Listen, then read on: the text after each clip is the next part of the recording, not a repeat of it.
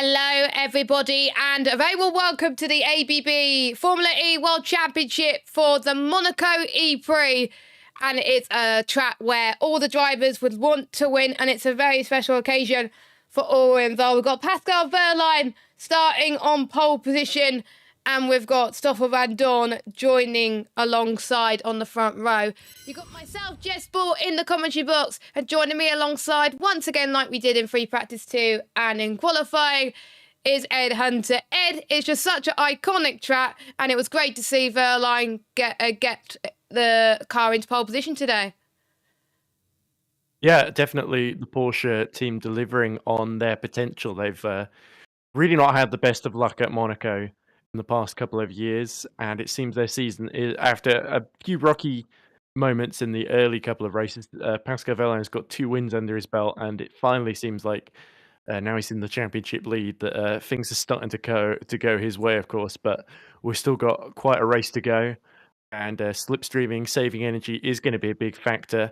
So you are going to see some overtaking. It's unlikely, I think, that Pascal Wehrlein is just going to disappear off into the Monaco sunset and just waltz away with this one. I think he's going to have a real strategic battle, especially when he's got to use his attack mode and fall back down the pack. And you've got the likes of Stoffel Vandoorne, the 2 Jaguars, Buemi and Da Costa, all sort of there fighting in the top 6, top 7. That could be major threats. And don't forget, we got the likes of Oliver Rowland and Jake Dennis a bit further down that could also be major threats. So we're certainly we're far from being done and dusted, and we've got a lot to look forward to. We definitely do. And one, I think, big talking point going into today's EPrix, we mentioned it in practice, and we also mentioned it in qualifying, is Sam Bird had a crash in FP1 this morning in towards turn number 1, which looks very violent. Has sustained a hand and wrist injury, according to McLaren. What is it with McLaren and drivers having injuries? They have it in IndyCar as well. But we have Taylor Barnard, the McLaren reserve driver, filling in this weekend, starting last on the grid. But I think with McLaren, they're not going to put that much pressure on him. He's just going to try and have some fun, because he only found out, I think, half an hour before the race, well, before free practice 2, that he was going to race. So not much time to prepare there. No, I think other than just having fun, he's going to be learning how these cars work, because he's obviously not done a full race distance in this car before. He's done some tests, and to be fair, to be 1.7 seconds off the pace after being called up at the last minute on the day of the event, having not done probably not a whole lot of simulator training for Monaco. I think Taylor Barnard did a respectable job there. But yeah, I think you say according to McLaren. I think the other thing it's according to is the giant bandage that Sam Bird's hand was wrapped in when he was being interviewed on the grid walk earlier. And yeah, so if this is if Sam's faking it, he's doing an awful good job. I have no reason to think that he is, especially after he's injured his hand before and been able to sort of just about get to the end of a race. When it was London 2021, he injured his hand right at the beginning of the race, first lap, I think. He made contact with another car, the wheel swung around and it destroyed his wrist, and he just sort of kept going because there was sort of no point in just pulling into the pits and retiring when there were some points on the table. And it was only at the end of that he realised his wrist was in awful shape, and he missed the last round of the season in South Korea. So yeah, hopefully we see Sam Bird nursed back to health before too long. But yeah, Taylor Barnard in at the deep end. I think McLaren, realistically, their best chance of points is going to be Mr. Jake Hughes, who's just outside the top 10, if memory serves correctly. I will double check that according to the results I've got on my grid written down here. Oh, you do have the grid, but yeah, he is 16th. Yeah, he's starting 16th, which is much farther outside the top 10 than I thought. Yeah, because he started on pole last time out in Misano, which was a good qualifying, and he's down 1.1 seconds off the pace of Pascal Wehrlein. So I think Jake Hughes just needs to get his head down a little bit, because it's a shame that he was struggling in Monaco today after going on such a high by getting pole in Misano and then doing decently well in the main race. He didn't win, of course, but he still managed to pick up some decent points. Where he is in the championship, he's just behind his teammate of Sam Bird as well, and can gain quite a bit. But he scored 7 points in the race on a few weeks ago, so still a lot to live up to for Jake, and he can still climb up from where he is because there could be some chaos around the Monaco circuit as tradition dictates that word. Yeah, as we're certainly going to see people struggling to hold on to their front wings because Monaco, there's always a massive concertina effect, especially when we get to the Lowe's hairpin, but even Rascasse as well.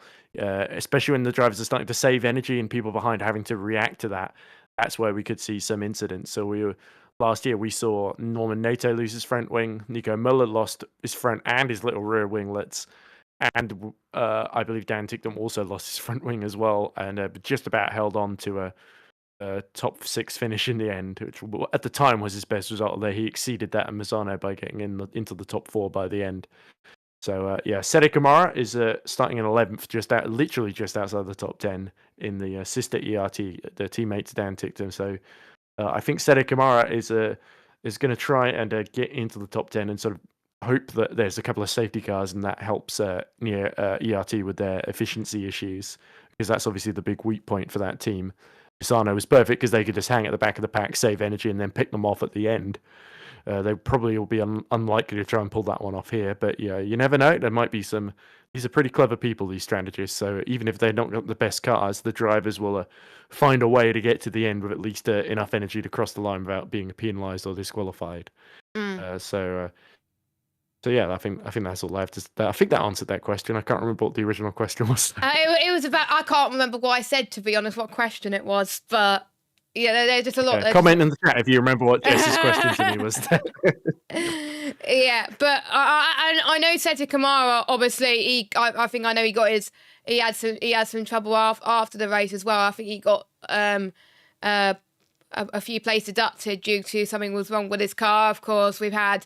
It was energy overuse on the last lap, literally. It was energy overuse on the last lap, and Nico Muller had his lap time deleted due to a technical infringement. I don't know what technical infringement it was, but it must have been something with the car that he messed up or something like that. But he started 21st, just behind Taylor Barnard. It's a shame for Muller, but he wouldn't have got into the duels anyway. So not always lost, but he's going to try and find some difficult places to overtake across the field. We are about to get going with the main action for the race. But what is your quick predictions going into this one, Ed?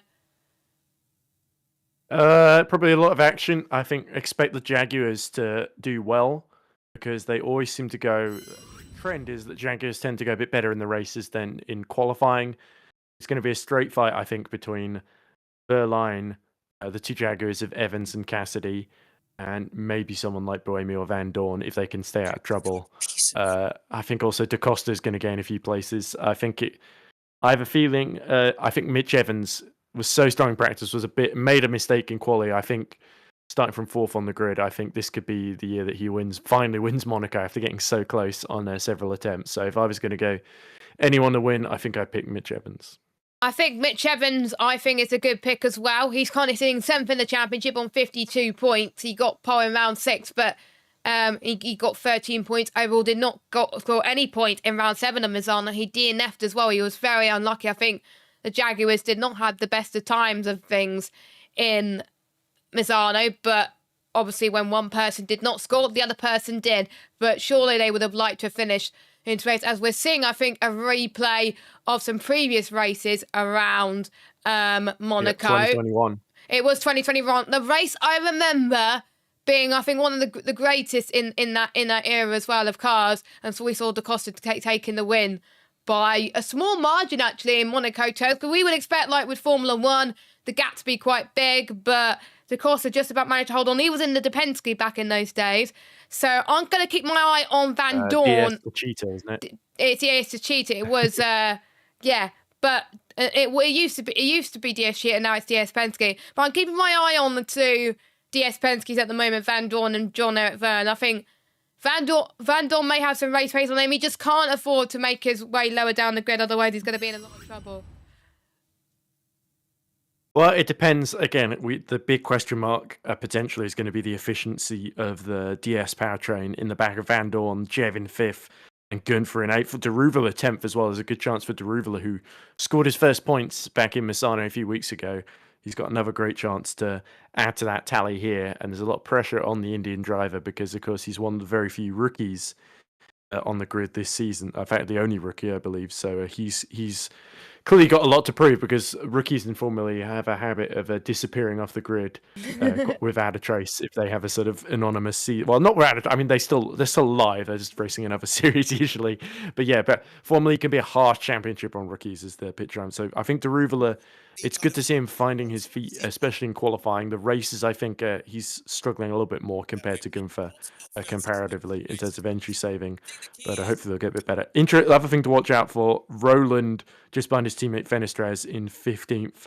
He's right up there in the championship, and Dennis as well down in 18th, just ahead of NATO, his teammate. So they'll both be looking to make it through. There could be a lot of carnage ahead of them, so they need to make sure they avoid that, especially in the first couple of laps, because if we see Roland or Dennis exiting early on, that could be a really big hammer blow to their championship challenges. Yes, we're seeing, I think, David Coulthard in an old car there. But we are about to get underway for some Monaco Grand Prix action. So make sure you sit back, relax, and enjoy the 29 laps of Monaco, with obviously Pascal Wehrlein starting on pole position. And you'll be able to enjoy at the moment David Coulthard in a classic car, and also the battle between Da Costa for the race win as well. Oh, they were all so tight going into the swimming pool section as well. I literally thought we were getting started now. Is it delayed or so? Oh, there we go.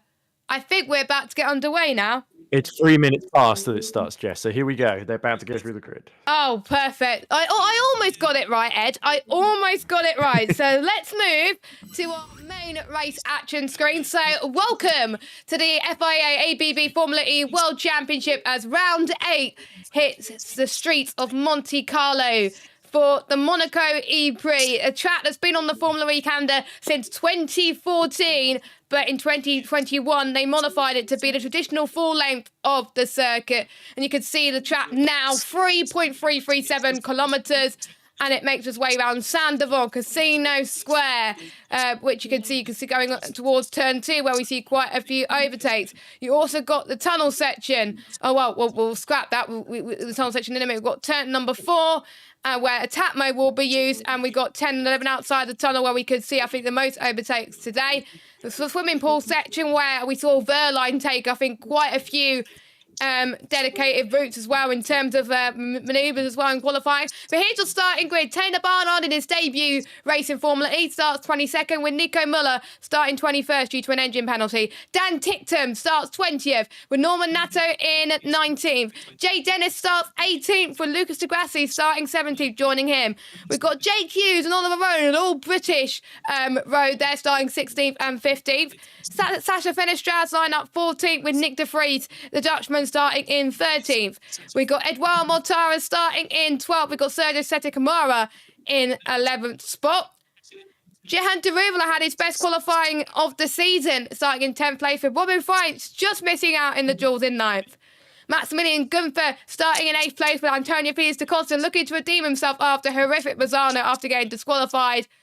And as you can see on your screen from Ed, here is your top 6. In 6th place is Sebastian Bremy in the Vision Racing car. Jornet Thurn starts in 5th place in a DS Penske. In 4th place, we've got Mitch Evans in the Jaguar TCS Racing car. And then we got our top 3, Nick Cassidy, having his best qualifying in a while, just missing out and getting into the finals. But he's done very, very well there. Stoffel Van Dorn starting in 2nd place. Can he replicate what Da Costa done many years ago? And Pascal Wehrlein, the quickest qualifying of the session, starts on pole position. The quickest time of the whole session. That's what I was trying to say. So we're about to get underway. I'm joined by Ed Hunter once again. Ed, we got a race in Monaco. One of the races to look forward to as they're about to do burnouts on the grid before we get started. Oh, that was a slick operation, wasn't it? We're just about to go through that. But yeah, so the predictor game formerly doing this, 39% of their audience think that Wehrlein is going to win, which is a considerable amount considering how many drivers we got on the grid here. But this is where the trouble starts, isn't it, Jess? Because this is where danger is at its highest and most likely. You've got to keep that front wing and the rest of the car in one piece here. I have a feeling a couple of drivers might not make the end of this one. Taylor Barnard, he's just got to stay out of trouble because that's the best chance he's got of scoring any points today. Yes, obviously you get points for pole position. Verline has got those today, as the grandstands are all falling up as we're about to get underway for the 8th round of the FIA Formula E World Championship. We got 3, 4, 5 red lights. Action in Monaco. Verline gets a good start from Van Dorn in towards Sandoval. We got 3 wide potentially with Nick Cassidy joining in the action, as well as the other of Jaguar of Mitch Evans as well. As we got a few debris lying about, but it's Verline that leads. And the time is going everywhere. So we've got Van Dorn in second, Mitch Evans in third, Cassidy in fourth. So Van Dorn just about holding on into Casino Square right now as they head towards the next part of the Latin Pass attack mode, which they can use in multiple intervals, 8 minutes at a time. And look at how people wanting to try and go side by side into a section you don't normally go in Formula 1, but Verline Ed holds on to the lead with Van Dorn just behind. Yes, and look at that. Frines trying to go around the outside of Jehan de Ruvela at the Lowe's hairpin and just being thwarted. Meanwhile, Roland has got past his teammate Fenestraus to run 13th then, as Mortara has made a brilliant start up to 11th, as we see De Vries making a move on Dennis, squeezing him out of Portier just before the tunnel there. So not a great first lap for Jake Dennis, and this is what happens when you qualify near the back of the pack. He's got it all to do, really, and De Vries is really going to hold him up in this stint. It is not the race where you want to be starting near the back, as De Vries and Dennis getting squeezed there. He almost got damaged, yeah. So not ideal for Dennis or De Vries there. So I did see someone trying to make him. This is not the race that we saw in Misano, where people could go everywhere to try and gain loads of positions into one corner. I did see someone moving up a position in the background as well. Dennis trying to pass De Vries, again, and De Vries has lost half of his front wing. Yeah, it was Dennis and De Vries just scrapping it. I think those are the only two that are going for it right now. Now, this is the first lap where they can start to use attack mode if they wanted to. It's one of those tracks where you want to ideally get underway. So here is the start. I wish they used this camera for the start, really. They use a far up camera for the start. I kind of wish they used a replay camera. So someone had an awful start towards set number 1. Let's watch it from near the background as well. And we're just seeing different angles as well. It's very, very confusing, but it shows that Muller backed off a lot. Yeah, he did. So Muller's down in last. Right alongside Barnard. Yeah, Muller's down in last place. Let Taylor Barnard go through. As these are the Jaguars going side by side. So Evans tried to go around the outside of Cassidy and succeeded at the first corner. That was the big move. And there's a bit of De Vries' front wing, I think, falling off at the first corner there. But yeah, obviously they're trying to go 2 and 3 wide on the first lap, as we see a replay of Roland. Yep, so Roland trying to make his way in towards turn number 1. And I think he made a few places. He's up to 13th. So he's doing not too bad at all, Oliver Roland. He gained 2 places off the start, as there's a few other drivers as well. As I think I just saw Dennis, De Vries losing quite a few positions there, but it might be just the timings having a bit of a hissy fit there as well. We've got Gunther and Vern having a battle in the swimming pool. We also got Bremy as well. Bremy drops a little bit from Vern, but Vern's just about closing up to Gunther. And Gunther, this is great for him. He obviously got these all right deep points in round 6, but not too right in round 7. So this is the time where Gunther really needs to climb up the championship. But by the way, no team radios this weekend. We can't get the audio, but Gunther is trying to catch up on Nick Cassidy. The 2 Jaguars up in front. One of the teams that's committed to the next gen cars, Ed. Yeah, I think Nissan is the other squad that's committed as well to Gen 4, which is great to have those 2 OEMs, big manufacturers of EVs. As you see Verline going for attack mode then. That is very early, so he's going to come out in between the 2 Jaguars. There's no behind both of them. So there we go. Stoffel Van Dorn takes the lead, and now Verline finds himself just trying to hold position from Gunther then, but he should be really quick down the straights as he desperately tries to defend. So we're going to see how effective attack mode is here, because Verline, if he gets held up here, Van Dorn could potentially overcut him using a later attack mode. Yep, indeed. Sorry, I was just trying to enable and disable video, but And Vern has got past Gunther in all of that as well. So Vern up to 5th. Vern up to 5th. And now he's going for the outside of Verline. Yep, he is. I did say, Ed, that the Penske's were potentially going to be doing well going into this, and I was not wrong. So they're doing quite decent at the moment. That's why my Discord going on the other screen. There we go. Got it on my attack screen. mode is just absolutely useless here, isn't it, Jess? Verline is dropping like a stone down the order, but luckily he only had a minute of attack mode, so now he's got it out of the way. It's everyone else's problem in front of him who haven't used theirs yet. As Verline now tries to go up the inside, he's being attacked by Gunther now as well. Yeah, Gunther is really going at it at the moment. I think there's only a few drivers that are using a lot of the attack mode. Dan Ticktum is using about 5 minutes already. So he's key to get it very quickly. Van Dorn still leading, but don't forget, he's still got to take his attack mode as well. If I was Van Dorn, I would take it now. As instant between Dennis and Roland noted.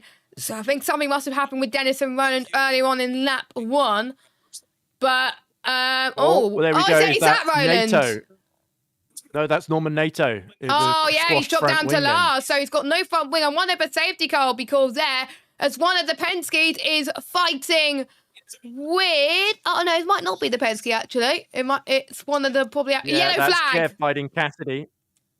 Yellow flag has been waved. waved. Being hit by Sede Kamara. Oh, there's 2 cars go off. caught up in that as well. I wonder there'll be a safety car for this. And Amy stuck then at the Lowe's hairpin. So yellow flag still going at the moment. Is he going to reverse out? Oh dear. He's still going, but I think he's got a bit of damage. But we got side-by-side action in towards end of the tunnel. You see, you don't get this in Formula 1. You get this in Formula E. That is why you keep watching. We got one of the McLarens all being boxed in almost by Jake Dennis, I think it was. I think it was Jake Hughes to Ruvula. Yeah, Jake Hughes and Deruvula. Double yellow at turn 6. It's going to stay there until obviously Bremy gets a move on, of course. As we'll look at the replay, actually, of what happened elsewhere. Yeah. So that was Jake Hughes. Mortara and Hughes. Yeah, it was Mortara. And then Jake Dennis trying to go round the outside of Mortara as a result of that. Mortara's dropped down to 20th, so I wonder if he's had an issue there. Yeah, he was lucky he didn't get squeezed into the wall. Let's look at this. Deruvula trying to defend from Fenestraz and Dennis there. And failing to do so. Ollie Rowland's got into 9th in all of this chaos from down, what was he, 15th, 16th look at on the that. grid. There's got to be a safety car. It's got to be a safety car. Mortara's hit the wall as well. And what a great weekend has turned to absolutely misery. And if there's no safety car, safety car is out. So I wonder if the front wing went underneath the car there. Because it seemed like he got affected by that contact. They're all squabbling for position just before the safety car gets caught. And this is going to be a bit of a mess to untangle, Jess. So they're all going to have to give way to one another and shuffle into an order here.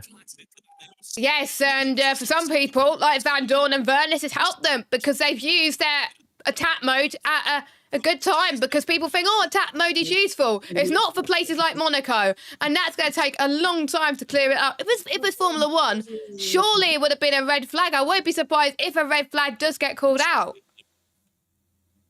Yeah, or Mortara just looked like he went a bit wide because he was side by side with Tickton before we cut away. And it looks like Mortara just understeered off into the wall. A very Nico Rosberg 2008 Monaco sort of accident there into that same wall. And lucky he didn't bounce back and collect anyone else as well. So that could have been an awful lot worse. But we got a lot of debris on track, so no wonder the safety car is out. Because look at Mortara's front wing skidding across right in front of Lucas Di Grassi there. But as you say, this is perfect for Van Dorn, this safety car. Scott Elkins on race control tells the drivers what to do. So hopefully they'll be told of where the debris is and able to avoid it and nobody gets any punches. But yeah, for Van Dorn and Jev, getting this first attack mode out of the way is ideal for them. As look at De Vries was front wing just about hanging on at this phase of the race. But Verline is the big loser because he did his attack mode in racing conditions, struggled with wheel spin, and lost track positions because of it. So Evans, Cassidy, and Verline sort of in the same boat here. I think Van Dorn potentially is in the box seats to win this one now, depending on how the next attack mode phase goes as the Mahindra mechanics look on in concern, hoping that Mortara is okay, and I think we all are, Jess. I think we all hoping if he's okay, because I can't see him getting out the car yet, unless they probably got out the car anyway. So if the safety car has been going for more than 3 or 4 minutes, then there'll be additional laps added to the end of this race. At the moment, we've got 29 laps. I think we were going to be going on for a bit longer than that as the safety car comes out. Hughes must have a front wing dangling off, and he's been told to pit in. Yeah, there we go. Front wing changed. So yeah, he lost it in some contact. Yeah, Hughes must have lost it somewhere. What a shame for McLaren. It's not been a day. And speaking of McLaren, Taylor Barnard is currently using his attack mode. The only one to have done so far. That will help. He stayed out of trouble, hasn't he? With Da Costa and Buemi getting sort of trapped at the hairpin. That's really helped Taylor Barnard into 16th place. He's like me. In my first ever league race, I stayed out of trouble and got a decent result. It was a point, but it was not last. So I think Barnard's just getting used to the car right now. And if he avoids the trouble, he could still get a decent result. Like you said, I don't think he'll get points, but if he... There's Mortara. Yeah, Mortara's out the car. That is really good news. This could be a long safety car, Jess. Look at how much that barrier has been extended out there. So why is there no red flag? That's what I like to know. I think there should be a red flag. I don't know. I don't think it's quite that bad. So this is how it happened. We're seeing a replay now. Fenestraz goes up the inside. Tictum tries to follow through.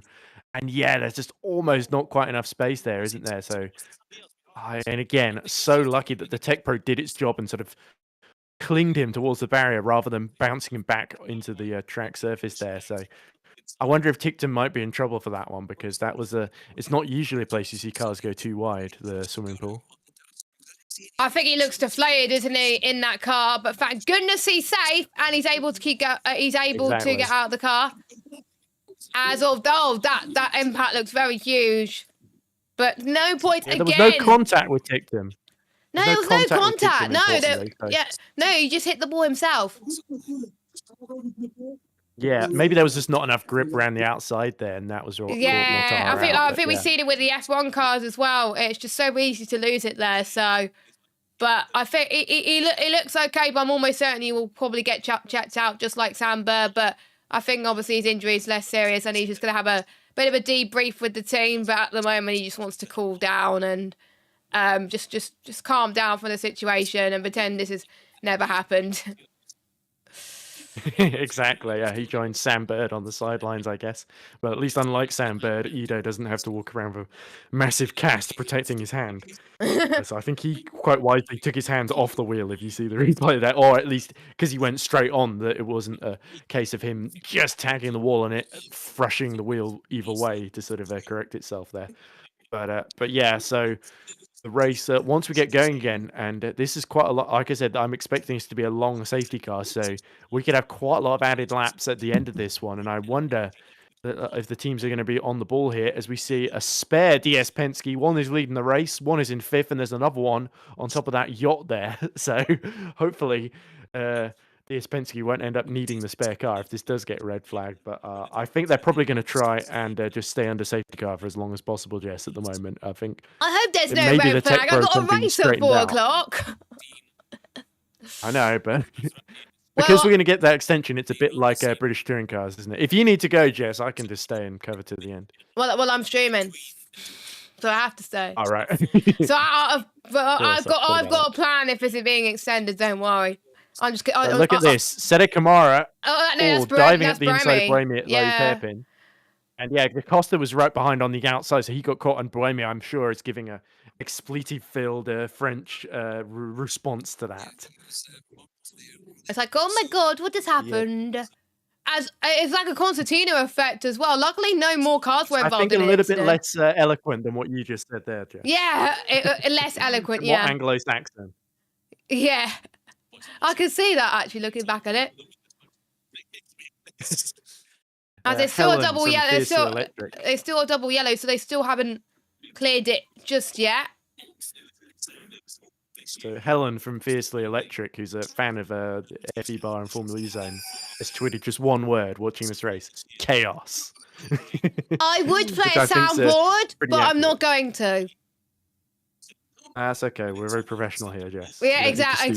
I will play it at the. I'll play it at the end of the stream. Your restraint is to be applauded, right? Exactly. that is true. So your order then. Unfortunately. Sorry, Ed. Carry on. Go on. I was just going to say, unfortunately, we're going to have to fill during this, which is exactly what you didn't want to have to do, Jess. Oh, honestly, for those of you that don't know, just tuned into this, I've got a cold, which is not ideal. It tends to be usually when I go on holiday. A week before or a week after, I get a cold. And it tends to be the week after this time. So your order at the moment is Van Dorn, who's already taken his attack mode, leading for Mitch Evans in second, Nick Cassidy in third, Verline in fourth. We've got John Verne in fifth spot. As we're seeing Roger Griffiths from Andretti right now. And speaking of Andretti, Jake Dennis is in 10th, so he's gained a lot of places from the start. Goodfoot in 6th, Fright in 7th, Seta Kamara gained a bit as well as Oliver Rowland. And Ribble staying where he was in 11th. Dan Tixon doing quite well as well, avoiding the chaos. Then we had Degrassi, Venestrad, Nick DeFries, Taylor Barnard. And then we've had quite a few issues near the back, having to change front wings and stuff like that. And here is one of them that you can see on your screen. I think that's Norman Nato as he makes his way into the pit lane. But I think he's still going to race. But the only person that is out is Mortara. He's not going to take any further part. Yeah, I think we're definitely going to get a message. The collision between Mortara and between Sergio Seta Kamara and Buemi is under investigation. So Seta Kamara could be in trouble for diving up the inside of Buemi. Yeah, if you think he's in trouble, would that be a good time to bring in Omi while we're waiting? By the way, no, Omi's just watching. Oh, okay, sure. I didn't see Josh T anywhere, so it's only fair enough. Yeah, Josh T, by the way, is prepping for British Touring Cars qualifying, a new qualifying session, which is going to be starting not that long before we finish, by the way, so no clashes. Whoa! So you'll be able to watch that as... It's going to be tight the way things are going, though, Jess. It is going to be tight. Barrier. But at the moment... They've got it back in place. At the moment, there's no clashes, but Josh T is hoping that there's no red flags with British Touring Cars. As soon as British Touring Cars over, he has to go somewhere. So he's hoping that. But yeah, that's why he's getting ready for that. It's the first qualifying of the season and the first new format as well, just similar to IndyCar. So at Donington Park National, and Joshua Birch will be trackside for the first time. In quite a while, actually, covering a few MotoGP races trackside. He's going to be near the track somewhere, commentating trackside for BTCC with Megan in the box and Josh Shee doing team view. I'm looking forward to that tomorrow, to watching that.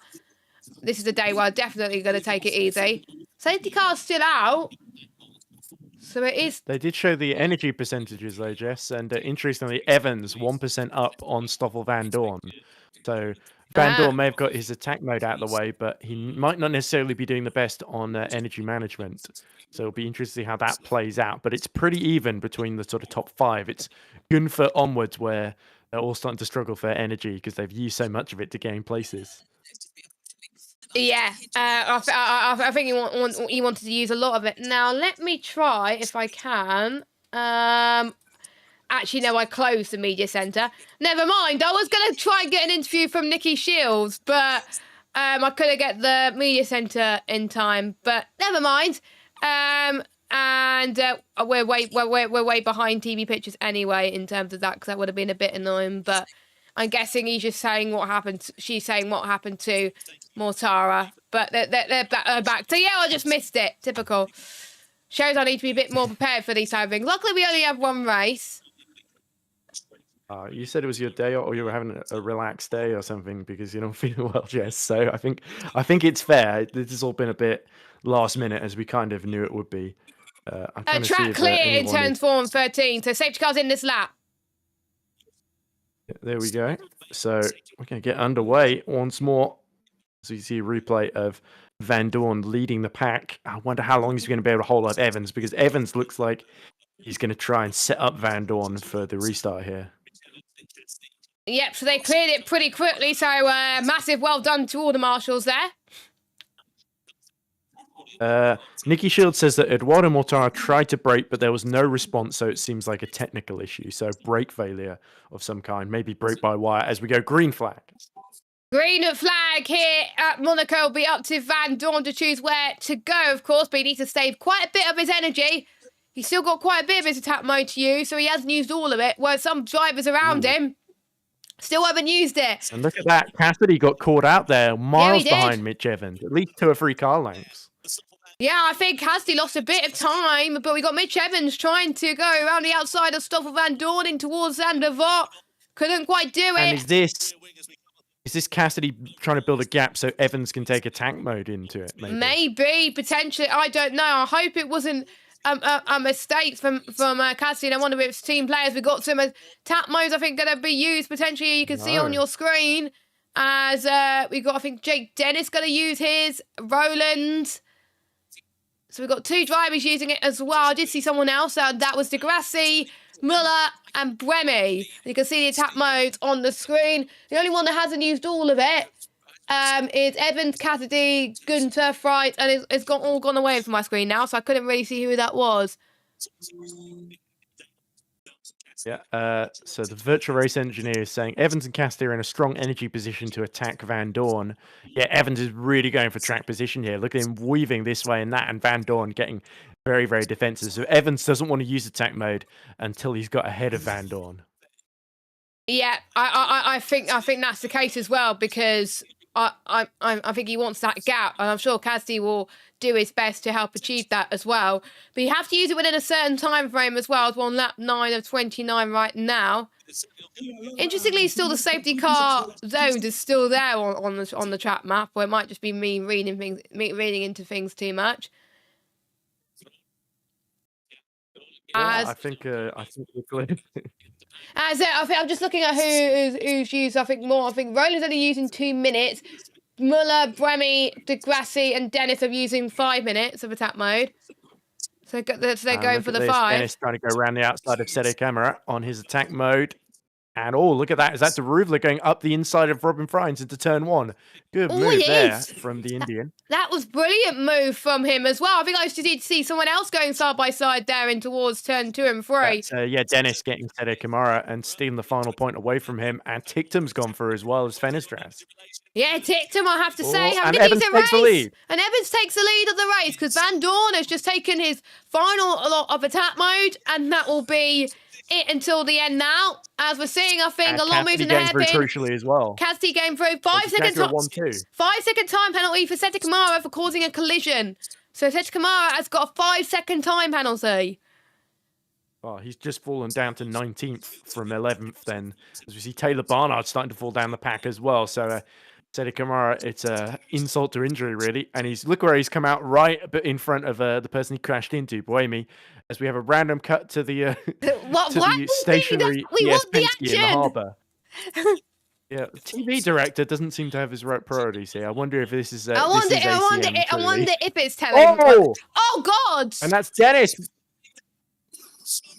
Dennis with front wing under the car there. A lot of smoke pouring from Jake Dennis. I think he's got a front wing change as well. That's going to be gutting after he's gained quite a few positions from this race already. And surely that will bring out another safety car.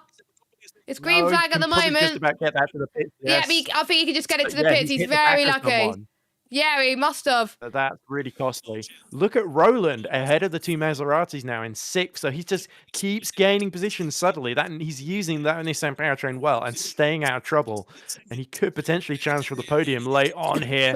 Let's look at this. Friends now under attack from Dan Tictum as Evans now is about to go into attack mode.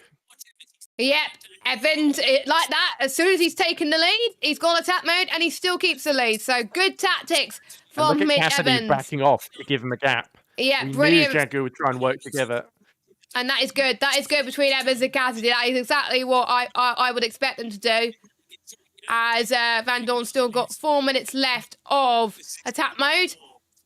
And Vern's still quite a bit to use up as well. So they all head through the tunnel. Just look at that gap. That gap between first and second is quite a bit. You can see everyone else pulling away. This is going to be crucial for Mitch Evans' race. I know Mitch Evans still got quite a bit of attack mode to go, but he could technically still use another attack mode afterwards and still get out in the lead. But this is what happened to Jake Dennis. as I thought TV pictures had a moment there. But yeah, this is what happened to Jake Dennis, it looks like. You can see the replay. Oh, he cut across the chicane, so the contact may have happened a bit earlier on, Jess. Yeah, it looked like it, and he cut off as well. And that's him out the race. That's him out the race. He's not taking any further part. Oh no! Oh no, he's going. He's going. He's going. I thought he looked deflated. He looked deflated, and I thought, oh, now he was out the race. But don't panic, Jake Dennis fans. He's still in the race. Don't panic. Yeah, I think Sede Kamara is going in to serve that 5-second penalty as well. But yeah, it's all kicking off with behind Cassidy essentially. Van Dorn not able to get through. And this is really compromising DS Penske's race because now they find themselves really fighting for third and fourth against Verline then, who has really been the big loser in the first 15 laps or so of this encounter. And Roland, meanwhile, is using that attack mode well. Oh, and that's Gunther using his, or is that Deruvula? It's all a bit pixelated. It's Deruvula, sorry. Yeah, it's Deruvula that's using the attack mode. So look at the Penskes following out each other, and we also got Verline as well. Don't forget, he started pole and he's already down into 6th place, so he's dropped quite a bit. He wants to gain quite a bit and redeem himself again as they head through the tunnel. Yeah, he lost out because that early safety car. He did, because he used his attack mode early. He used his attack mode, or he didn't use attack mode at all, I don't think, whereas the others did. Yeah, and now he's still trying to defend, as we see. There we go, 5-second penalty. Well, we said that beforehand, but it has been confirmed now, yes. This is the broadcast catching up. He's already served that, as far as I'm concerned, because he went into the pits along with Dennis. And in fact, he's gone to attack mode again then. So it's all changed at the bottom end of the order, but at the top, it's Jaguar, DS Penske, Porsche, and Maserati, your top 6, with Roland and Fenestrau 7th and 8th. So Roland is making good progress here. Could potentially be in line to challenge with this lead group here if he plays his cards right. But yeah, Van Dorn, they're sort of waiting for Van Dorn to run out of attack mode before they let Cassidy go into attack mode, essentially, at Jaguar. And Evans now 2.8 seconds in the lead, using attack mode again. Yeah, Vern using people is potentially using their attack mode again, as we've got, I think, more people wanting to use it. Mitch Evans, yeah. And I think we've got Robin Freitz that is using his attack mode as well. So they want to get it out of the way, of course, before the end. As the timings keep changing to reflect on who's using their attack mode as well. But look at this. I think we've got Norman Nato, who's had some issues earlier on, is all the way up into 12th position as I'm just trying to get the TV pictures to actually see the timings because it's a bit blurry my end, but it's because I'm on a smaller screen for that one. So nothing to do with the TV pictures at all. Have we got Eddie moving into the tunnel section potentially? That's been a huge cause of incident in the last few laps, but it's A-OK at the moment. Mitch Evans still leads with attack mode. Yeah, team radio to Cassidy, so they're clearly giving him some instructions there. But yeah, Mitch Evans, it's so important that he pulls away now with his second attack mode. Look at that Gunther trying to go up the inside of the second part of the swimming pool on John-Eric Verne. Did he make it through there? I don't think he did, because Verline's got back into 5th. Yeah, Verline back into 5th spot, so good for him as the timing screens catch up. There we go. So he's a few places above, and I'm guessing Nicky Shields is interviewing Andretti about obviously what happened with their 2 cars as well. What could have been for those 2? Obviously, Nato had an issue earlier on. As Freitz and Dennis under investigation causing the collision. So I think it must have been the incident in the tunnel that we didn't get much review of. Must have hit Freins then, and that damaged the front wing. Ticked him struggling on energy compared to those around him in 10th. It could be difficult for ERT to score points. He's got degrees all over him. Hello. Oh my God, you made me jump.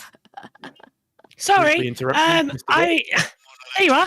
Track noise and everything. We're commentating here, Josh. Sorry, over to you. As you were saying, Ed. Oh, and that looks like one of the apps crashing into someone at the hairpin.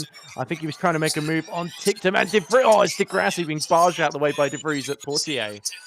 And I can hear the commentary in the background of your headphones, Josh. So clearly, I know who you prefer to listen to. But look at this. Freins now attacking DeGrassi into the chicane. And, oh, does he make contact there? Yes, pushing him across. And looks like DaCosta going across as well. So pretty much everyone from 8th downwards has had a messy race, and deGrassi's front wing hanging by a thread then, looking dangerously close to dragging it on the tarmac. What's going on with the TNT audio, by the way? Because I could barely hear it again. Well, I'm trying to change it And around. there's deGrassi making the most aggressive dive in motor racing. Wait, hold on, Ed. I just want to listen to the track audio. Well, during a replay's not great. Here you go. Yeah, that's fine. Ace, enjoy, guys. Cheers, Josh. Okay. Hopefully, we should all be okay. As yellow flag. Oh. Yellow flag at turn 1. So is that Cassidy being told to attack mode this lap? And that means he's going to hold position over Evans then. The Jaguar playing an interesting game here. Oh, it's debris. I think it's debris in turn 1, so I don't see any on the track map as... Oh, and look at that. Van Dorn, is that him losing third position to Jev there because he went wide at the hairpin and Jev dived up the inside. Yeah, that was a good move from John Vernon. 3rd and 4th right now, just like they were in qualifying. So we've got Jaguar, Dupensky, Porsche, and then we've got Roland and Venestraz. As we're seeing, I think, Gunther. Well, Gunther's just gone into attack mode. He's now stuck behind Venestraz. As look at that, Stoffel Van Dorn defending from Verline. So this, I wonder if this is tactical from DS Pensky. Jev, look, has not used any of his attack mode yet. Oh no, he did in the first. He's still got one left, whereas Deribla has Van not Dorn used it at all. Yeah, Deribla really struggling down in 16th. Then he'll have to use it to try and make some progress. Oh, there's Frines, the front wing looking very mangled. He's got to go into the pits, and he's not. Oh, that's risky, the way it's dangling there. There could be a meatball flag from the stewards. Maybe that's what the yellow flags are for. That might be, yeah. What? I just want to know why is there a yellow flag in turn 1? As there's a bit of a lock-up. Oh, that is one of the envisions. It's dragging against the wheel. That's Frines, yeah, that we were just looking at. I think this is Jev going into attack mode. Yeah, so John Vern using his attack mode. Yeah, so we're quite a few using their attack mode at the moment just to get it out of the way. Oh, Jev asking if he can be let through past Van Dorn. Now he's in attack mode. Ooh, what would you do? Probably let him through, I guess. But Van Dorn probably wants to hold on to that podium for as long as possible. But if DS Penske's fight, then that ends it to Jaguar, and Jaguar already starting to run away with this one. Evan's still got about 30 seconds left of attack mode. I wonder if Cassidy has sort of outfoxed him here because. Somehow Evans has slowed down enough to give him a big gap which he can use to go into attack mode. 1.5 seconds. Yeah, I think if I were the Penske, I think let Van Dorn them through, and if that doesn't work, switch the places back. Problem is that Verline's right behind them as well, so if they do that, they've got in danger of losing. That's a good point. So I think Vern is not seeing the bigger picture here if Van Dorn lets Vern through. They need to pull a gap to Pascal, don't they? Yeah, they do. They need to pull a gap. So, yeah. So if I were them, wait until you get the gap, then switch position. And then if you can't do it, then switch positions back. As we have got the final attack modes being used here. According to our time, it's been Nick Cassidy. We also got... And he's come out ahead of Evans as well, crucially. So Cassidy looking good for second win in a row. Oh, they're going side by side, actually. That was brilliant. Mitch Evans has got the position back again. Mitch Evans in the lead. It's all a bit strategic, though, isn't it? And look at this Roland trying to go around the outside of Pascal Verline. Roland looking so aggressive in this race. What a charge he's been on, Jess, from 15th on the grid, was it? Yeah, 15th on the grid, and he's up to 6th spot at the moment. So this has been a really good race for him. A few places more, he'll be on the podium. So he's probably going to try and capitalise from anyone making a mistake, potentially. So if these people keep squabbling, that will allow Roland to be like, thank you very much, I could get that pass in. As we got Frank using his attack mode. What could have been for him? As Evans... I'm just trying to see if I can hear the team radio just in the background, but I can't. Yeah, they're speaking over it. Mitch Evans, 1, Yeah, just like Rosberg did in the Chinese Grand Prix. Well, to be fair, with Formula E, Tom Brooks had a good excuse for that, which is that they're obviously live radio and they're sort of hearing the talk back on. And there we go, new tyre being put on France's Envision there. So another terrible race for Envision, the second one in a row where it looks like neither of them are going to be able to score any points unless something bizarre happens. But yeah, are we going to see how Robin Frijns lost that front wing in the first place or damaged it? Oh, he went side by side with the Costa into turn one. And that was what cost him. Costa's front wing not looking too healthy either, Jess. Nope, it doesn't. It looks very... I'm surprised they haven't been given the meatball flag, to be honest. Yeah, they've been very lax on that, especially at Monaco, where we saw these issues last year, didn't we?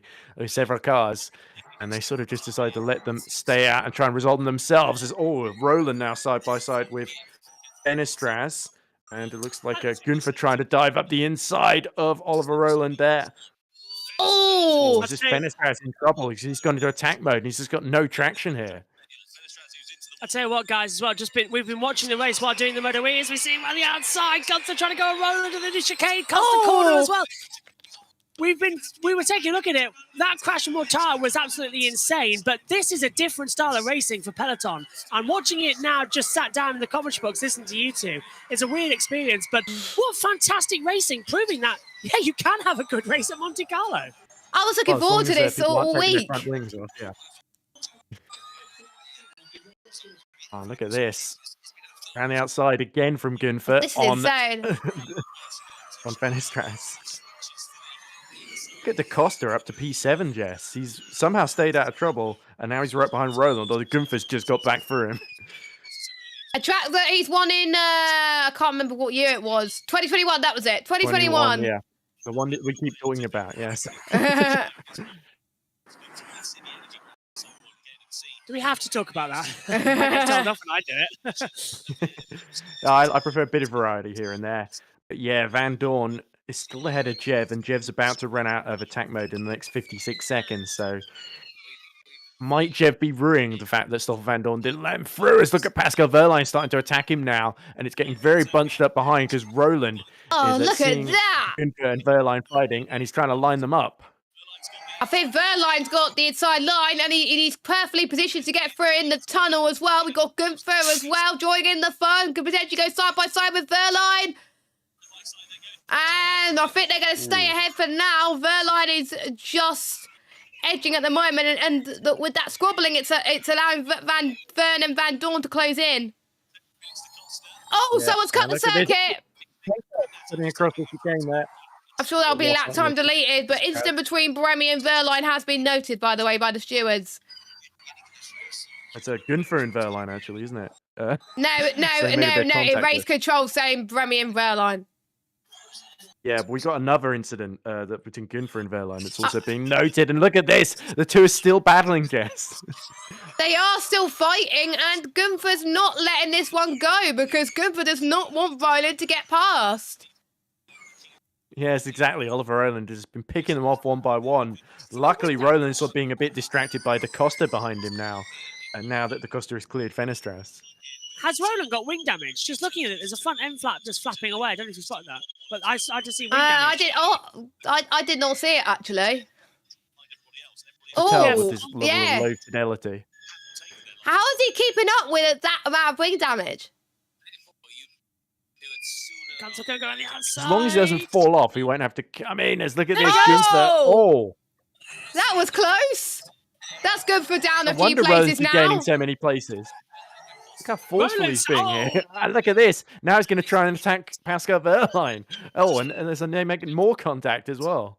And that's the other one going through. Is that That's Da Costa, yeah. Da Costa flying through. Fenestras was looking for a way on the inside. I was expecting Jaguar to do well here, especially Evans. He was my picker winner. Again, look at that braking, and he's out-braked himself again. Gunther cuts the track for a third time. I'm sure that's not allowed. Surely that'll be a black and white flag. He's got to give the place back, otherwise he'll get a 5-second penalty. He did. He was side by side with Da Costa, and in fact, it looks like he's let Fenestras through as well. Oh yeah, he has on the timings. He has, so that's good. So he won't get a penalty for that. He'll just be given a warning, saying, "Do not do it again." I remember we got a certain amount of added laps due to that lengthy safety car earlier. So we're on 21 or 29, but we're probably looking at 32, 33, 34, 35 laps or something like that. Yeah. And there is a good for cutting the pit, well, the tunnel bit again. Chicane, whatever. So those are there's 4 or 5 drivers that have not used either their attack mode at all, or have not used their last part of the attack mode. So they got to use it right at the end of the race, of course, because otherwise they'll get a hefty penalty. Yeah, so Verline's still got his second attack mode yet to use, because he used his first one right at the start, and he's been holding on to this one. And look at this roll around the outside of DaCosta. And is DaCosta going to push him in the wall? Oh! Almost. DaCosta gets through by hook or by crook. They're giving it everything. Even though there's not much space, they're giving everything to try and go for it. And for most of it, it's pretty clean. Yeah, DaCosta's not had the cleanest race there. Remember, he got stuck behind Bohemia earlier on when there was that collision early on with him and Sede Camera. More team radio for Cassidy. It's on the slow side, but as long as it doesn't bottleneck me. Ah, okay. So he says the car is slow, but as long as it doesn't bottleneck. I think Roland. Yeah, he's talking about Evans, isn't he? Yeah, Roland had a look at the inside. DaCosta comes to the swimming pool, and DaCosta shut the door hard on him. Roland almost went into the barrier, which caused Fennis tries to sort of lift off. So they're all not playing further back. You remember Roland almost feeding DaCosta into the wall in Tokyo? Yeah. It feels like this is a revenge for that DaCosta is extracting here. DaCosta knows his championship's not particularly likely this season, so he's just trying to drive for revenge, essentially, and just defend like crazy from Roland, who, to be honest, looks like he has a bit more energy at this phase. The Porsche is pretty efficient, so DaCosta's entitled to do that. And I think we could see some more attack. That's Verline. Verline's using an attack mode now, so that is him done. Good for I think he's going to do it as well. Yes, he does. That drops Gunfer down to 11th, though, behind NATO. Outside the points, yeah. That's the danger of not using your attack mode. That's the danger of not using your attack mode at crucial points in the race. Yeah, it's a bit of a toss-up, though, between you don't want to lose too much ground early on, but you also don't want to get exposed by with the later safety car, everyone bunching together late on when they're managing energy. I just need team radio, sorry, yeah. We're at 1-2. At the moment, in my mind, we're at 1-2. Done. Yep, you're slightly down. What do you want me on 1-2 if it's a team strategy? So Cassidy's down on energy compared to Evans. So Evans effectively in a team order, keeping him ahead of Cassidy. Cassidy not to overtake. I think that's very smart. That's interesting. That's smart in my opinion, but Ed may have other suggestions. Well, I suppose it's Cassidy being the team player there, but once again, we've seen that a couple of times this season, haven't we? Where he's basically asked, should I race? Or he's saying, I think the best thing for the team is if I stay put and defend Mitch Evans. And to be fair, that's consistent with the way he's played this race so far, because he was building a gap so that Evans could go into attack mode earlier on. Yellow turn 1, by the way, no further action between Freitz and Dennis. Incident between DaCosta and Freitz noted. I think it's debris. No one's dropping down the timing. No one's dropping down the timing. So, yeah, it is debris. So, it must have been something that happened just a moment ago. Anyone with any wing missing? Yeah, look, there. Vern's got wing damage. Oh. It's flapping around on the front left end plate. So, he's touched someone. As long as he doesn't touch Van Dorn, hopefully this won't end in tears for DS Penske. And look at that, Verline on his attack mode, getting right close to Jev now. Yeah, there's Jevs with a bit of wing damage in the front there. This is a great race. I was watching and listening, and I had you two in the ears during the MotoGP. If you listen back when it's uploaded, you'll hear it. But this is fun racing. That's Formula E for you. I've literally watched the entire... This is the first season where I've watched every single race so far, whether it's live or on catch-up. I've not missed a single race this season. And I think that's probably... can't overtake, yeah. Yeah, and that's because we had... For the last 7 races, we had 6 winners. That's a great move from Verline. Oh, Verline's going to try and get a move up the inside. Set number 1. Yellow. He can't. Yellow. Yeah, So he can't do it. Yeah, I forgot the yellow flag's still there. I've got an Looks like Jev explanation is for really you. starting to struggle though. Yeah, I've he got an is. explanation for you, by the way, as to why that safety car, why it was safety car, not red flag. Because Michel Villion, who is the track coordinator at Monaco, has the ability to overrule the race director, and he said that his boys could do it. So, Which he did, which they did. So fair play. Yeah. Take a podium, they're first here. Well, let it go in front of this. Try something.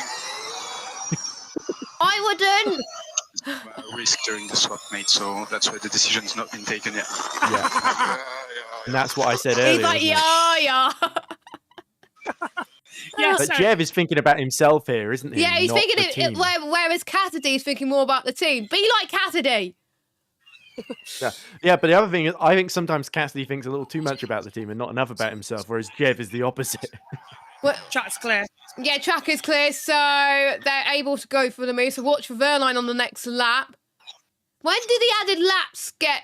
We get notified about added laps with 2 to go. Okay, cool. Yeah, so lap 27 then. Is this NATO's Deriva got that? fastest lap, by the way. Oh, what's happened to Jehan? Is he trying to go up the inside? Oh, Ooh. that was on Buemi, I think. Poor Was boy. that Jehan who hit behind me there? Was that Muller? Or was that no, Fines is out in the back, so it can't be him. Unless Muller's it's in a the lap pit. down. Muller's in the pits. No, yellow. Muller's off. Muller's off in the wall. Turn He's off with 18. Anthony Turn Noakes. 18. That's Anthony Noakes. Muller's in the wall. And De Vries passes Tickton, but this could be a safety car. Double yellow now, Jess. Yeah, it's double yellow, and I just see it by the safety car zone that it's cars. Oh God, yeah, it's got to be a safety car. Both Yeah, wheels right on the off. exit of Raskas. That's the Michael Schumacher parking spot. If we had one safety car, it looks like we're gonna get another one.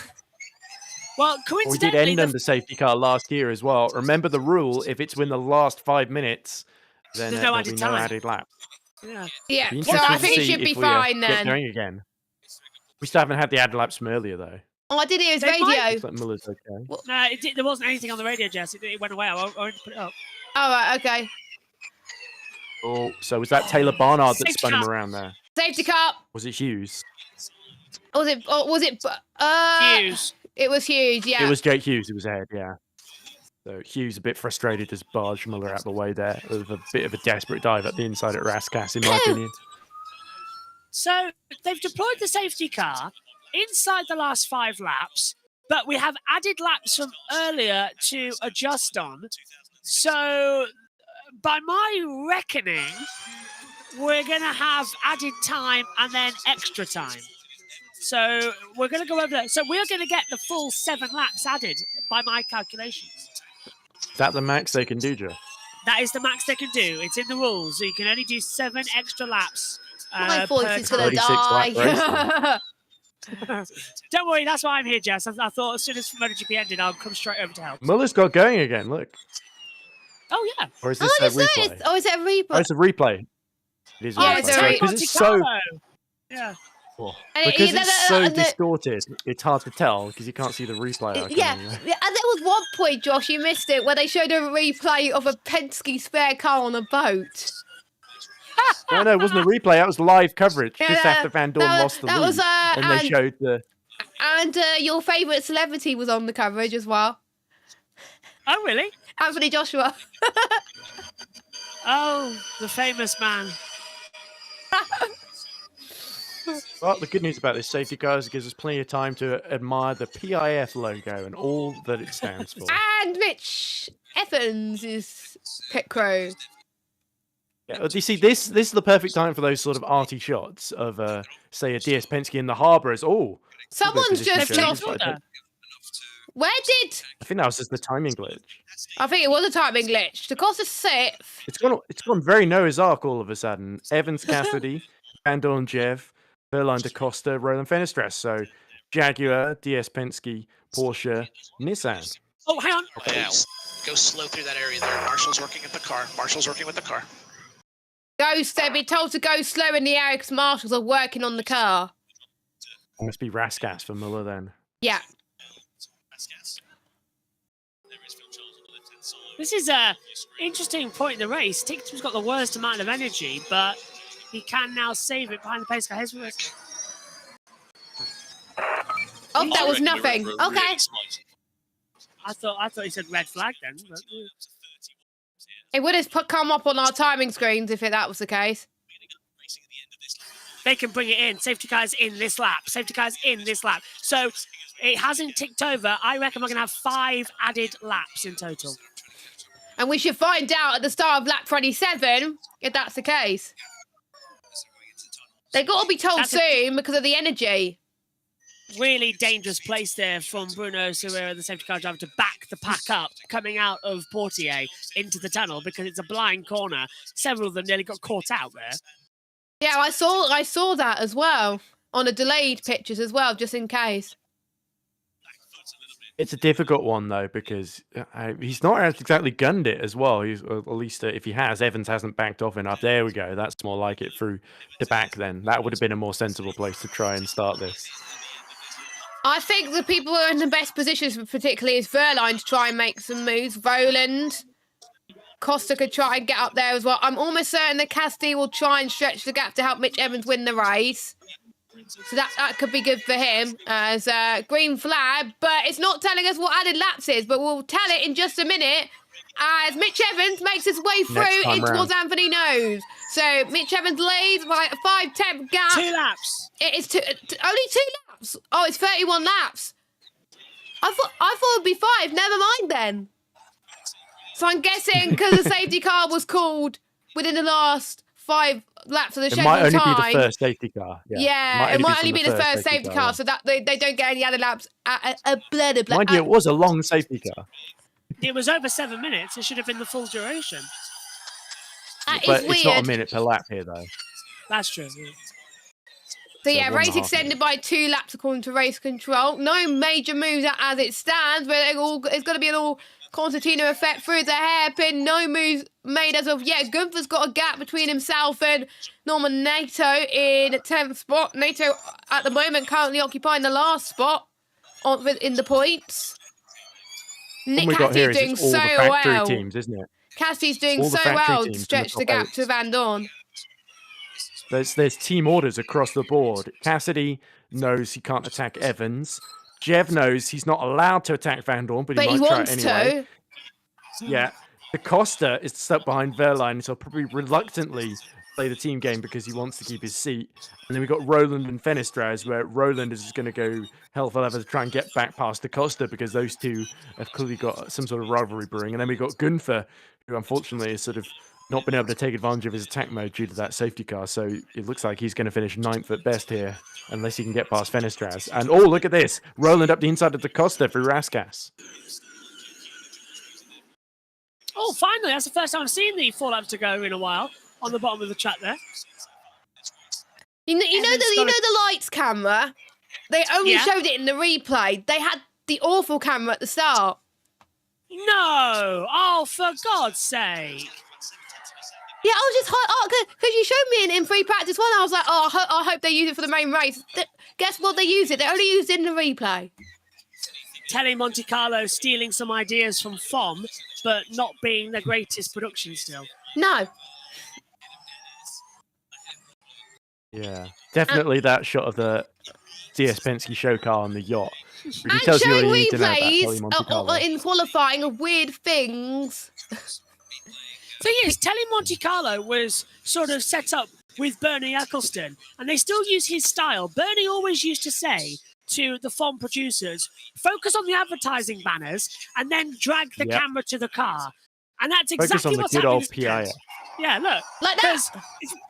If you notice, all the banners are in shot, and then it gives you a headache when you're trying to focus on the cars. Whereas what Liberty do now is you're always following the cars, so it's a smooth motion. That's why sometimes it's hard to tell which car it is. And also why that information's not blurred on Vern's dashboard. I see a gap behind. We might go for fastest lap try. Yeah, look, because normally the dashboard's blurred, but we can read it all right in front of us. And look at that, Jev being told to go for fastest lap, and he's done it behind Van Dorn. So, there we go. Yeah. And Oliver Rowland watches on, wishing he was probably in one of those cars. Yeah. I was a big fan of. I still am a big fan of Oliver Rowland. I hope that he gets a big role as a sporting director of DS Penske and that he's allowed to do some more things. Is that Gunther in trouble near the end of this race here? I think a few people running out of energy as well with the 2 added laps. Come on, Yeah. guys. Nick De Vries isn't far off his first points of the season as well. In 12th, just behind Degrassi. There's not many moves happening now. They're just playing it safe.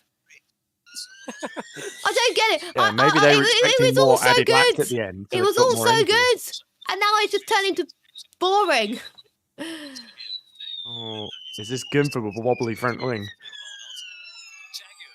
Oh, he's looking so close to Vanistras in front. And Vanistras is helping.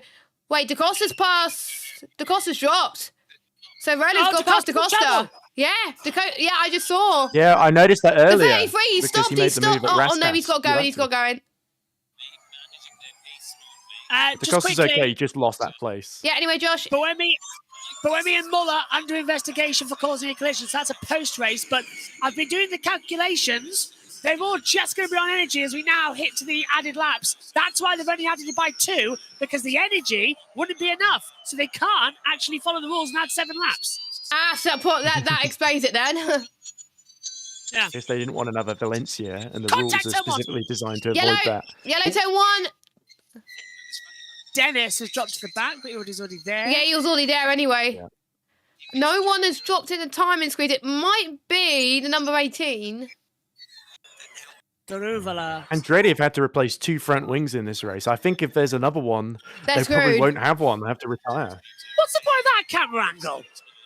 Like, guys, it doesn't look any better with low latency as well. No. Hang on, shall I try and refresh that screen for you for a second? Don't worry, it won't turn off. There you go. There you go. That's a little better. We need to figure out a better way for these systems to work so we can all see the pictures together. It's gone green. Oh, Muller. No, Hughes. What? Hughes has been given a 5-second that was the incident in Raskas. With Muller, yeah. Yeah, we tagged him around. Well done, Taylor Barnard. I want to say, well done, Barnard. Barnard has not been involved in anything dodgy. And he's 15. Yeah. That is pretty decent for his last lap of this race then. I get a pick a winner point. Lead for Evans. I get ahead of Jess. I forgot to put my pick a winner predictions because I was so busy. I haven't bothered this season, Jess. Yeah, same thing. No, I don't worry. I still have time for NASCAR and IndyCar. It's all good. Look at the Jaguar guys. They're slapping each other on the back like they've already won it. Oh, and British Touring Cars as well. I need to do that. Actually, no, wait. Is British Touring Cars included in pick a winner? I don't even know. Oh, for God's sake, Telly Monte Carlo can't even get the music right. They've put the supposed to be final sector music on in sector 1. Oh, for goodness sake. They tend to do it throughout the full lap, don't they? I don't know. I never liked it. Josh, you were already ahead of me in pick a winner anyway by 1 point. So you're now 2 points on me. I'll take that. Yeah, I know what you mean. I turned it off. Yeah, I did well by getting Verstappen for the sprint and the feature, which I'm probably going to do in Miami as well. But anyway, oh, excuse me, my throat. You right? Yeah, I'm all right. Luckily, it's the last time I get to speak properly this weekend. As Mitch Evans has been leading this race from the very start, and Nick Cassidy holding the field up to help Mitch Evans make his way through the swimming pool section for the final time. He has never won in Monaco, just missed out in the last few seasons. He's seen his right, even still Nick Cassidy won last season. But it's Mitch Evans, the other Jaguar, that wins in Monaco. He finally gets a Monaco EPrix win under his belt. Cassidy takes second and the fastest lap to boot. And we got Van Dorn that gets into third, Vernon fourth. And look at the team celebrating, Ed. Brilliant stuff for Mitch Evans. Yeah, Jaguar, once they got that lead off of the DS Penske's, they managed it to perfection there. So getting past Van Dorn was the key one. Radio from Evans. Evans did a superb job.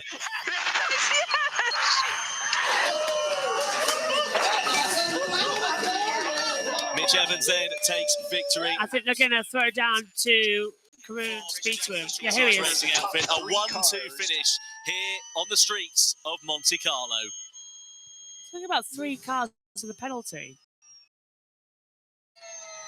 Let's catch up with Mitch Evans then. Get a bit of team radio. Yeah, let's try and talk to him. Mitch, it's Caroline here in the commentary box. Congratulations. You said on the grid, you're hoping for one better, and you got it. Fantastic drive. Thanks, mate. Honestly, I've been waiting so long for this, even before Formula E, since I've been racing in Monaco, and it's finally come. So, yeah, it's been great teamwork with Nick. This is for the team, and also for Sir Colin, that's recently passed away back in New Zealand. Thanks. Well, you can hear what it means to Mitch Evans. That's it. It's over now. Yeah, I did say we're probably going to end just before they get to podium because I need to rest my voice, and B, we don't want you to miss the action that we've got coming up with the British Touring Car qualifying, and plus Josh needs to pack. Oh, I have packed. Well, you got to what time do you train, Josh? My train is I leave in 55 minutes time. So I do a little bit of the touring cars. Josh T takes over at the end with Megan, and then I'm on a train for the end of it. Ooh, so the next time you'll see Josh B will be tomorrow, but since you caught a lot of this race whilst you're watching MotoGP, what are your thoughts on this one? Classic Monaco. It wasn't exactly the shouting, ballistic one we had over the last couple of seasons since using the full layout. But once again, it was a cracking race. It was a cracking track. And I've thoroughly enjoyed leaving Formula E behind for a weekend, knowing it's in perfectly capable hands with yourself and Ed. So thank you, you two. And gives me a lot of confidence as well. I wouldn't be able to leave the commentary boxes and go trackside if it wasn't for the amazing team here. So thank you too. And thank you, everybody, as well on the team. Thank you, Josh, for giving us the privilege, even though it took us a while to get going because of situations. Ed, your thoughts from this race, and obviously got Berlin in 2 weeks' time, a completely new track layout as well. How's that going to fare in a couple of weeks' time? I'm gutted I'm missing that, actually, because I was looking forward to Berlin. Don't worry. I'm sure we'll fill you in, and it'll be just like being there on what happened. But yeah, I think it was really a race defined in my eyes by strategy. Actually, I think the beginning, the Sede camera incident was a bit messy with that dive on Buemi that led to the first safety car. Essentially, the sort of sequence of events that led to Mortara with that penalty for Sede car, and then Mortara losing his brakes and going straight into. So it was nothing to do with Dan Ticktum going alongside him. Yeah, I think it was a few more front wings falling off than I'd usually like to see. But overall, I think full credit to Jaguar. They managed that race brilliantly. We thought they would prevail, to be honest, because they were sort of the favourites going in. And so it proved, as we see Mitch Evans getting on top of the car and celebrating. So great to see Mitch Evans take his first win of the season because he needed to get his championship back underway. And Verline, I think, even though he started on pole, took that early attack mode and was really unlucky with the safety car, I think P5... surviving in P5, I think that's good points for his championship. So he should still be leading it and still finish ahead of Roland, crucially, with Dennis having a bad day. So yes, I think even though Verline will be hurting, I think he'll still be feeling he's on track for what he needs to do to win this championship. So if Jaguar keep rocking up the points, they'll be involved in this as well. Make sure you join us 2 weeks' time for the Berlin double header. So you get double the Berlin action. And we got a lot of clashes again that weekend. It always tends to be Formula E likes clashes for some reason. But we're not done on JB Motorsports today. We've got British Touring Cars up next with their brand new revamped qualifying session. The stream for that starts at 3:15. We've got Josh T streaming and Joshua Birch joining until he needs to go. Then we've got the IndyCar Free Practice 2 session on at 5:15 with IndyCar Radio, taking you through the action with Omi streaming. And then we've got IndyCar qualifying on at 8:30 with, again, IndyCar Radio taking you through the action. So, Monaco delivered. Mitch Evans finally gets a win. And it is one of the best races of the season. I've been Jess Bull. He's been Ed Hunter. Thanks to Josh in the background as well. We will see you next time for some more FE action. But till now, enjoy the final few moments of today with IndyCar and British Touring Cars. Take care, everyone. Bye-bye.